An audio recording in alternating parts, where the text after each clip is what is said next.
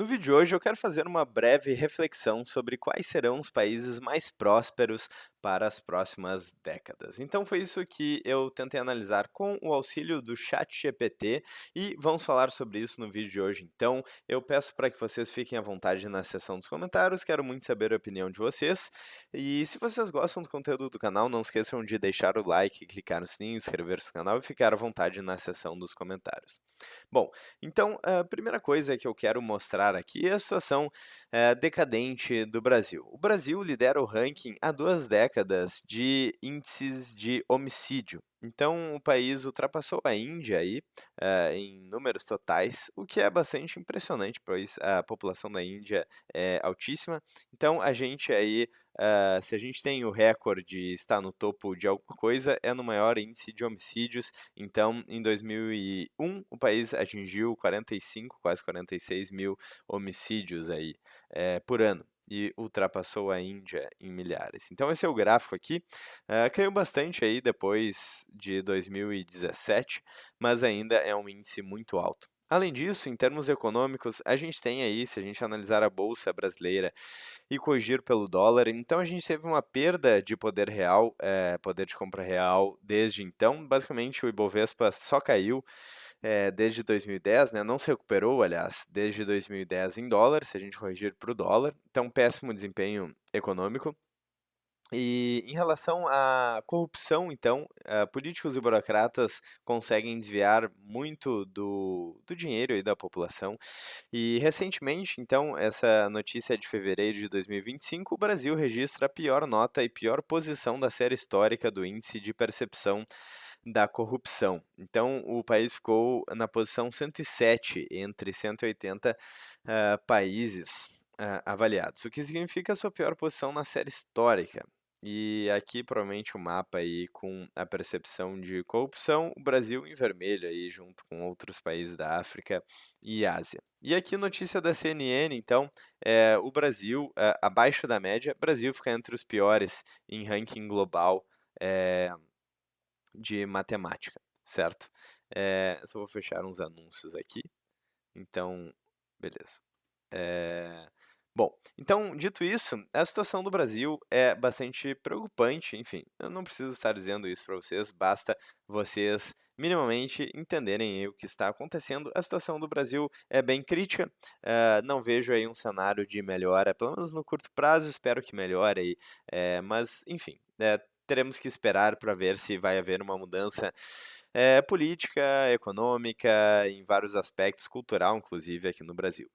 Mas dito isso, então, o que que eu perguntei aqui para essa conversa no chat GPT, que tem um viés aí do nosso histórico de conversa, mas que deu uma resposta bastante interessante. Então, eu perguntei quais serão os países mais prósperos nas próximas décadas. E a resposta foi a seguinte: não há como prever com certeza absoluta, certo? Como não poderia deixar de ser, mas com base em tendências geopolíticas, demográficas, tecnológicas e econômicas, podemos fazer projeções bem fundamentadas sobre quais países têm maior chance de prosperar nas próximas décadas. E aqui estão os principais candidatos divididos por perfil. Então, perfil número 1, países com base tecnológica e liberdade econômica.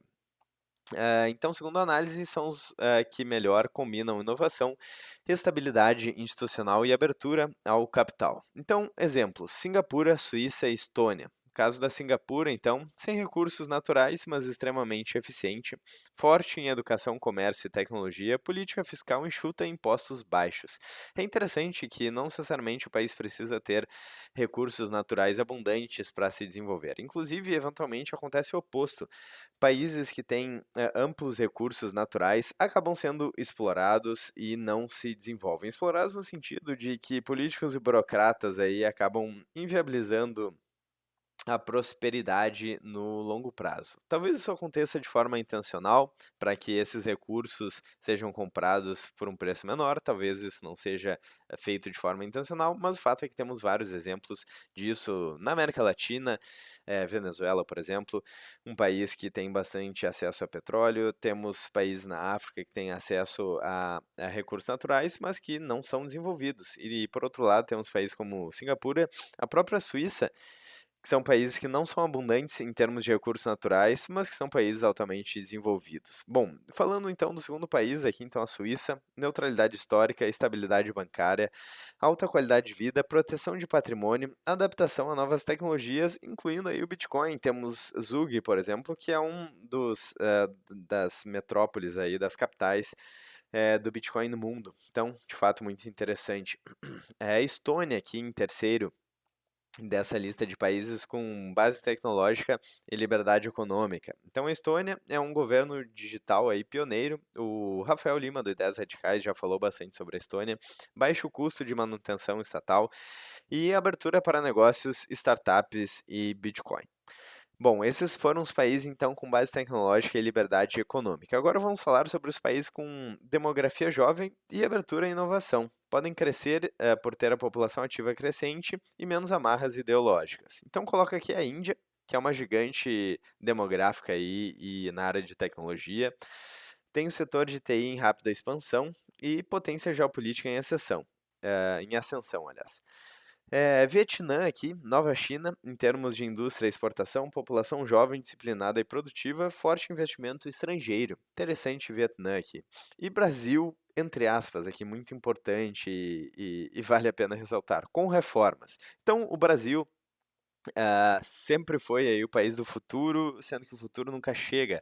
Um país com muito potencial, grandes empreendedores, pessoas inovadoras, inteligentes aí, pelo menos grandes empresários, pessoas que trabalham com marketing, tecnologia, por aí vai. Pô, a gente tem engenheiros no ITA que são exportados aí, eventualmente, para empresas do mundo inteiro. Temos pessoas que saem. Temos basicamente uma fuga de cérebros no Brasil, certo? Então é necessário sim reformas gigantescas, culturais, políticas, ideológicas, por aí vai, né? Na verdade, culturais, por assim dizer, né? E políticas, enfim, econômicas, vários tipos de reformas que são necessários aqui no Brasil.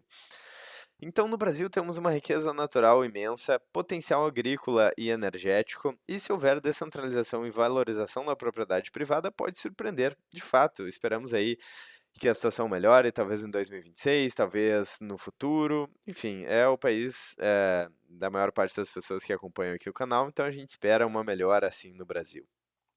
Bom, ponto número 3, refúgios estratégicos para Bitcoin em capital internacional. El Salvador, pioneiro em adoção de Bitcoin como moeda legal, investimentos em infraestrutura e pró-liberdade, imagem de Porto Seguro digital, né, em construção. É interessante, El Salvador é uma opção interessante aí, o Bukele vem surpreendendo bastante na redução da criminalidade, era um dos países mais violentos do continente e hoje em dia é um dos mais seguros aí, o que é incrível, realmente incrível, mostra que a questão da criminalidade e da segurança pode ser alterada, inclusive aqui no Brasil, mas eu acho que de fato políticos e burocratas não querem que isso aconteça, pois eles acabam se beneficiando do caos e de todo o sistema, de todo o narcotráfico, enfim, narcoestado, certo? Bom, Emirados Árabes, especialmente Dubai. Baixa tributação, segurança jurídica para investidores e forte adesão à inovação tecnológica. É interessante que em vários desses casos, como Dubai, né, Emirados Árabes aqui, até El Salvador com Bukele, até a Argentina, que está se recuperando recentemente com Milei, Singapura, temos um caso de alguém que assume a bronca e resolve colocar o skin in the game para resolver o problema. Né? Então, interessante essa similaridade, né? Como se fosse uma monarquia heróica ou um CEO aí que assume o problema e tenta resolver. Interessante. Bom, então, os que devem perder o protagonismo aqui, segundo a análise do ChatGPT, os Estados Unidos, que ainda é a economia dominante, a maior potência mundial, mas corrido, então, por dívida, a gente já falou em vários vídeos do canal que a dívida dos Estados Unidos já passou de 36 trilhões de dólares, polarização alta e impressão monetária. Na verdade, eu não vejo polarização como algo ruim, o ruim seria se todo mundo estivesse sendo enganado, certo? Mas sim, temos narrativas ideológicas muito fortes, atuando em vários países, os Estados Unidos não é uma exceção. Historicamente, a gente sempre teve a velha mídia aí atuando junto com políticos e burocratas para manipular o discurso, mas o fato é que a informação descentralizada vem tirando um pouco do monopólio aí do Estado, de políticos e burocratas, da velha mídia, o monopólio da narrativa, e vem dando voz aos indivíduos, o que é muito positivo, mas esse processo aí de acordar demora tempo. não vai acontecer com todo mundo ao mesmo tempo, mas é interessante, hoje em dia, pelo menos, não estão todas as pessoas sendo enganadas ao mesmo tempo. Mas sim, é triste ver que muitas pessoas ainda estão sendo enganadas de fato. Bom, então a Europa de uma maneira geral, mas aqui ele coloca a França e cita o envelhecimento populacional, que eu já citei em vídeo anterior do canal, e dependência do Estado, então dependência estatal. A China, com excesso de controle, bolhas e fuga de capital. E a Argentina, então, que, ó, só muda com revolução institucional real. E, na verdade, o que está acontecendo é que o ChatGPT, ele não necessariamente considera as notícias mais recentes, mas isso já está acontecendo na Argentina. A Argentina recentemente sofreu com anos aí de políticas estatistas, certo? Então, políticas socialistas aí aumentando a inflação, aumentando o gasto do Estado, aumentando corrupção. E hoje em dia, recentemente, a Argentina está sofrendo uma grande mudança com inflação decrescente, com redução de burocracia, de ineficiência estatal, facilitando a vida de empreendedores, de empresas e de quem trabalha, de fato gera emprego e por aí vai. Então, essa restauração, certo? Restauração, no caso, seria uma conotação positiva, já está acontecendo na Argentina. Então, é muito positivo aqui. E na Rússia, então, Rússia com sanções, isolamento internacional que reduzem o dinamismo. Bom, a gente teve a questão recente do conflito aí da Rússia, então, de fato. Conclusão, então, os países mais prósperos no futuro tendem a ter baixos impostos, moeda forte ou Bitcoin friendly, que não deixa de ser moeda forte, boa demografia, instituições enxutas e eficazes, e incentivo ao empreendedorismo. Isso aqui está correto. Acima de tudo, então, estabilidade jurídica e liberdade econômica. Com certeza, né? Bom, é aquela velha frase, né? Não podemos reclamar aqui no Brasil, literalmente, certo?